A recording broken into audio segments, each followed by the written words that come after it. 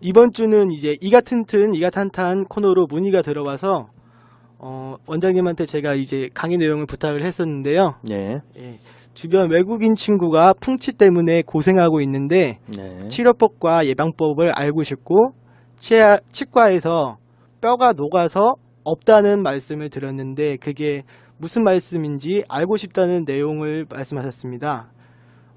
이 내용들을 원장님께서 오늘 말씀해 주시겠다고 하셨는데요. 오늘 강의 내용이 어떻게 됩니까? 예, 오늘은 바로 치과 하면은 바로 머릿속에 떠오르는 충치라는 질병에 대해서 알아보도록 하겠습니다. 충치가 발생하는 원인과 예방 방법, 그리고 치과에서 하는 치료들에 대해서 정리해보는 시간을 갖겠습니다. 네, 충치. 이가 썩는 게 충치인 거는 알겠는데 초콜릿이나 뭐 단 것을 먹고 이빨을 안 닦으면 생기는 게 충치가 맞습니까? 예, 맞습니다. 충치란 정확한 이름으로 얘기하면은 치아 우식증이란 병명으로 여러분들도 충치 때문에 고생했던 기억들이 한두 번쯤은 있었으리라 생각됩니다. 충치가 생기는 원인은 한마디로 세균이 치아의 틈새를 파고들어서 생기는 것입니다. 특히 대표적으로 스트랩토코커스 뮤탄스란 충치 원인균이 있는데요. 이 세균은 산을 만들어서 치아를 부식시키게 됩니다. 치아가 산에 약한데요. 충치균이 바로 이 약점을 발견해서 산성 물질을 만들어서 치아를 녹여서 파고드는 방법으로 진화를 하게 된 것이죠. 비슷한 얘기로 우리가 콜라가 산성인 것을 잘 알고 계시리라 생각이 됩니다. 콜라를 마시게 되면 치아가 아주 약해지게 되는 거죠. 충치균이 치아 속으로 파고드는 것을 오히려 도와주게 됩니다. 또한 콜라를 마시고 바로 헹구지 않은 상태에서 칫솔질을 하면 어떻게 될까요? 바로 우리가 양치를 하는 목적이 세균을 제거하기 위해서 양치를 하는 건데요. 오히려 그 세균이 치아를 파고드는 것을 콜라의 산성 성분이 도와주기 때문에 치아를 세균을 도와주는 격이 돼버립니다. 그런 불성사가 생기는 걸 방지하기 위해서요. 콜라나 탄산음료를 드시게 되면 입안에 반드시 헹궈내시고 그 후에 양치질을 하시는 게 좋겠습니다. 그러니까 세균이 산을 만들어서 치아를 녹이고 그 다음은 그게 충치다 이런 말씀이시네요. 네, 맞습니다. 충치가 생기면은 치과에서는 레진이나 인레이, 금리 같은 치료를 받는 걸로 알고 있는데요. 네. 그 기준은 어떻게 되는 겁니까? 예, 일단 치과에서 검진을 했을 때 충치가 발견이 되면 단계에 따라서 치료 방법이 달라지게 됩니다. 간단하게 얘기해서 세 단계로 구분을 할 수가 있는데요. 첫 번째 단계는 치아를 보호하고 있는 가장 바깥쪽에 있는 막, 그러니까 범랑질이라고 하는 구조물을 침범하는 수준의 충치가 생기는 경우입니다. 이런 경우에서는 특별하게 마취를 할 필요도 없이 간단하게 충치를 제거하고요. 그 결손 부위에 보험 재료인 GI나 비보험 재료인 레진으로 가볍게 치료를 할 수가 있습니다. 2단계에서 치료를 하시는 것이 고생도 덜하고 돈도 많이 안 드는 방법이고요. 그래서 정기검진이 아주 중요한 것입니다. 두 번째 단계는요. 그 범랑질이란 보호막 안쪽까지 세균이 침범한 경우입니다. 이러한 경우는 필연적으로 충치와 함께 치아의 구조물을 어느 정도 삭제를 해서 그 결손 부위만큼 치아를 대체하는 구조로 떼어 넣어야 되는데요. 이것을 치과에선 인레이라고 부릅니다. 인레이를 하는 재료에는요. 레진이나 세라믹, 지르코니아, 금 이런 다양한 재료들이 있습니다. 그 중에서도 환자의 특성에 맞춰서요. 가장 좋은 재료를 선정하게 됩니다. 이게 이제 두 번째 단계인 인레이 단계고요. 충치가 여기서 더 진행을 하게 되면은 세 번째 단계로 들어가게 됩니다. 치아 안쪽은 사실 치아가 굉장히 딱딱해 보이지만요. 안쪽은 텅 빈 구조물로 되어 있는데요. 이 공간이 감각신경과 혈관들이 자리하고 있는 공간입니다. 이곳까지 세균이 침범하게 되면요. 보통 심한 통증을 느끼게 됩니다. 자다가도 잠을 못 잘 정도로 극심한 통증을 느끼게 되는데요. 치과에서는 이것을 급성 치수염이라고 부릅니다. 보통 치통이 참기 어렵다고 얘기를 하잖아요. 여기에 해당하는 병입니다. 충치가 아주 깊게 들어와서 우리 치아의 가장 깊은 곳까지 들어왔을 때 굉장히 심한 고통을 느끼게 되고요.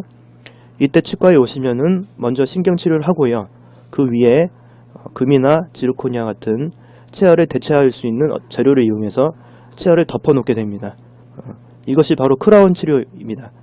크라운이라고 하는 것은 사전을 찾아보면 왕관이라는 뜻인데요.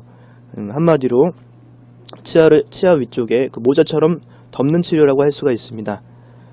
이 단계까지 오게 되면요, 신경치료 자체가 아주 힘들고 고생스러운 치료이기 때문에 치과에서 상당히 고생을 하시고 치과에 대한 이미지가 상당히 안 좋아지게 될 수가 있죠. 그래서 치과가 무서워도 아파서 막 끙끙 참다가 나중에 오시지 말고요. 정기 검진을 해서 충치가 작을 때, 아주 작을 때 간단하게 치료받는 것이 좀 고통을 줄이고 편하게 치료받을 수 있는 방법입니다. 예, 아까 말씀하셨던 것 중에 충치가 얕을 때 네, 보험 재료인 GI, 레진으로 예. 그 비보험 재료인 레진으로 치료를 하신다고 말씀을 하셨는데요. 보험 재료와 비보험 재료의 차이는 뭡니까? 보험 재료와 비보험 재료의 차이는요, 환자분들이 일단 내는 가격이 다릅니다. 보험 재료라고 하면은 국가에서 치료비 전체의 한 3분의 2 정도를 부담해 주기 때문에요, 본인 부담금이 적고, 비보험 재료는 국가에서 지원하는 금액이 없기 때문에 그만큼 비용이 좀 비싸다고 할 수가 있고요. 그렇지만 재료의 성질을 보면요, GI는 약간 물성이 좀 물은 반면에 레진은 강도가 충분하고 치아와 유사한 강도를 갖고 있기 때문에 재료의 물성은 레진이 좀 비싼 대신에 더 좋습니다. 아, 그렇군요. 그 충치에 대해서 한마디로 제가 들은 거를 정리를 하면은 예, 충치가 작을 때는 레진, 충치가 조금 더 크면 인레이, 아주 크게 되면은 신경치료를 하고 크라운을 씌워야 된다는 말씀 맞으시죠? 네, 맞습니다. 원장님, 그러면 충치가 생기면 치과에 가서 하루 만에 치료가 가능한 겁니까? 예, 가장 작은 충치의 경우에는요, 하루 만에 단 20분만 투자해도요, 간단하게 레진으로 치료가 가능합니다. 그렇지만 인레이로 넘어가는 경우에는 충치를 제거를 하고요, 본을 떠서 기공소에 보내는 과정이 필요한데요. 그래서 최소 2번의 방문이 필요하게 됩니다. 만약에 이 단계에서 더 진행이 돼서 그 신경치료까지 하게 되는 경우에는요, 치과에 좀 여러 번 오셔야 됩니다. 치아 내부의 신경이 아주 복잡하게 되어 있기 때문에요, 신경관을 찾는 시간과 오염된 근관을 청소하는 약제를 적용할 시간이 필요하게 되는데요. 결국 한마디로 얘기해서 최소 6번 이상 오셔야지 최종적으로 이제 크라운을 씌우는 치료까지 할 수가 있게 됩니다. 네, 구리 전통시장 상인분들과 같이 바쁘신 분들은 이가 아프셔도 치과에 가는 횟수가 몇 번이냐에 따라서 굉장히 민감하신데요. 예, 작은 충치인 경우에는 하루 만에 단 20분 투자, 그리고 그 조금 더 크게 되고 인레이 치료를 하게 되면 최소 2번 이상, 신경치료까지 들어가게 되면 최소 6번 이상 가야 되는 게 맞습니까? 예, 맞습니다. 그러면 충치가 정말 작을 때 예방적으로 치료하는 것이 좋겠네요. 원장님, 그러면은 충치가 생기기 전에 미리 예방할 수 있는 방법은 없습니까? 네, 좋은 질문입니다. 치과에는 실란트라는 재료가 있습니다. 이것은 치아의 틈새를 미세한 재료로 메꿔 놔서요, 세균이 파고들 수 있는 구멍을 막아놓는 치료입니다. 정말 좋은 예방 치료라고 할 수가 있는데요.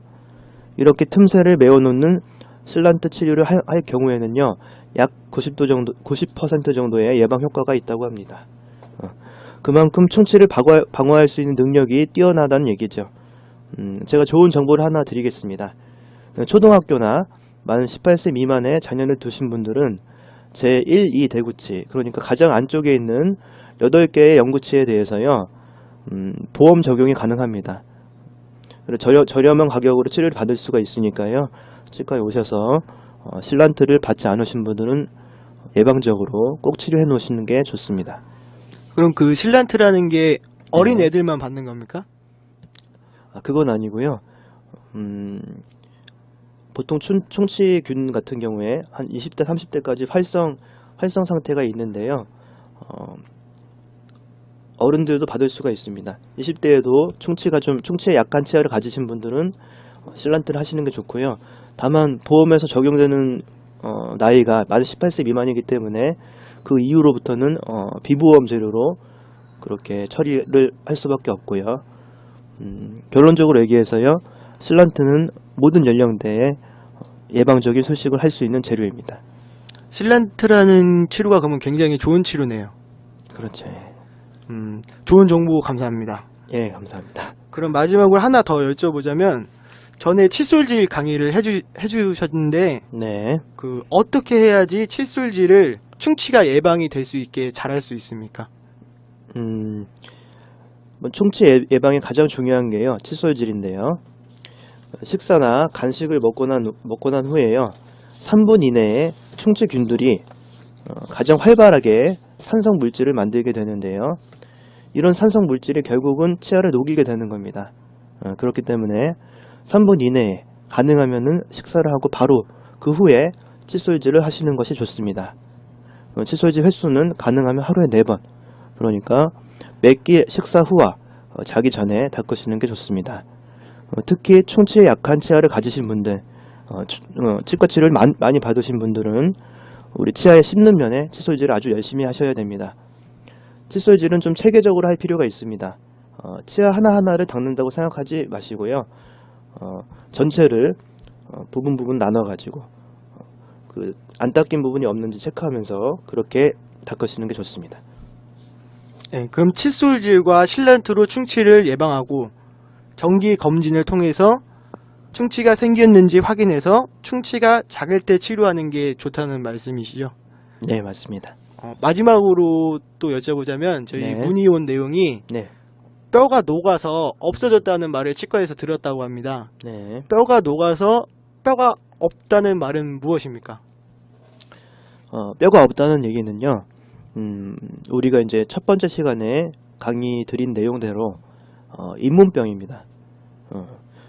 세균들이요, 대표적으로 피진지발리스라는 세균들이 치주병의 원인균들이 치아와 잇몸 사이의 틈새로 들어가서요, 결국 이 세균이 하는 일이 뼈를 녹이는 건데요, 그만큼 뼈가 없어지고 그리고 치아가 흔들리게 되는 풍치라는 병에 걸린 것을 치과에서 그리고 뼈가 녹았다고 표현한 것 같습니다. 저도 그런 표현을 많이 씁니다.